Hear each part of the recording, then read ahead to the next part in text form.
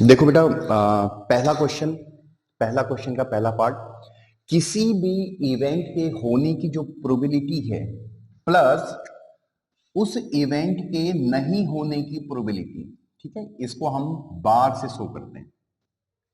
ठीक है, इन दोनों का सम हमेशा 1 होता है। ठीक है, बहुत क्लियर होना चाहिए, ये पहला पार्ट है आपका। ठीक है, किसी भी इवेंट के होने की प्रोबेबिलिटी और उसके नहीं होने की प्रोबेबिलिटी का सम हमेशा 1 होता है। ठीक है, बहुत क्लियर होना चाहिए आपको। देखो बेटा, सेकंड पार्ट है, जो इवेंट कभी नहीं हो सकता है, जो इवेंट कभी नहीं हो सकता है उसको बोलते हैं हम इम्पॉसिबल इवेंट। ठीक है, इम्पॉसिबल इवेंट, इम्पॉसिबल इवेंट। तो इम्पॉसिबल इवेंट की जो प्रोबेबिलिटी होती है वो क्या होती है? 0। ठीक है, क्योंकि इसने कभी होना ही नहीं है, तो इसके फेवर में तो कोई भी केसेस है ही नहीं। ठीक है, क्लियर है? तो इम्पॉसिबल इवेंट की प्रोबेबिलिटी हमेशा 0 होती है। ठीक है, थर्ड पार्ट, जिस इवेंट ने होना ही होना है, यानी श्योर इवेंट बोलते हैं हम उसको, जिसने होना ही होना है, श्योर इवेंट, उसकी प्रोबेबिलिटी हमेशा 1 होती है। ठीक है, वो होगा होगा श्योर इवेंट मतलब 100%, और इम्पॉसिबल इवेंट मतलब 0%। ठीक है, अब देखो, इनके अगर एग्जांपल देखना चाहो तो इम्पॉसिबल इवेंट, जैसे आज डेट मान लिया है 22 है, ठीक है, तो कल क्या होगी? 23 होगी।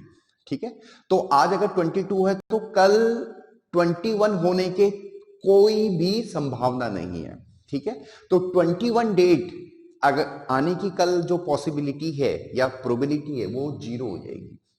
ठीक है, आज अगर 22 डेट है तो कल 23 आएगी, पक्का आएगी, कुछ भी हो जाए ये आएगा ही आएगा। समझ में आ रहा है? तो ऐसा इवेंट जिसकी प्रोबेबिलिटी 100% हो या पॉसिबिलिटी 100% हो, उसको हम श्योर इवेंट बोलते हैं। ठीक है, एक और एग्जांपल से अगर आप समझना चाहो, जैसे मान लिया आज संडे है, ठीक है, तो कल मंडे आएगा ही आएगा, तो ये श्योर इवेंट है। ठीक है, क्योंकि आज संडे है तो कल मंडे आएगा ही आएगा, कुछ भी हो जाए कल मंडे आएगा ही आएगा, तो ये श्योर इवेंट है। ठीक है बच्चों, तो ऐसे इवेंट के होने की प्रोबेबिलिटी क्या होती है? 100%। आज संडे है तो कल सैटरडे नहीं आएगा। ठीक है, 100% इम्पॉसिबल इवेंट है, तो सैटरडे की होने की प्रोबेबिलिटी कल क्या हो जाएगी? 0%, इम्पॉसिबल इवेंट। ठीक है, तो it should be very clear to you, जो ये कंसेप्ट आपको समझाए जा रहे हैं।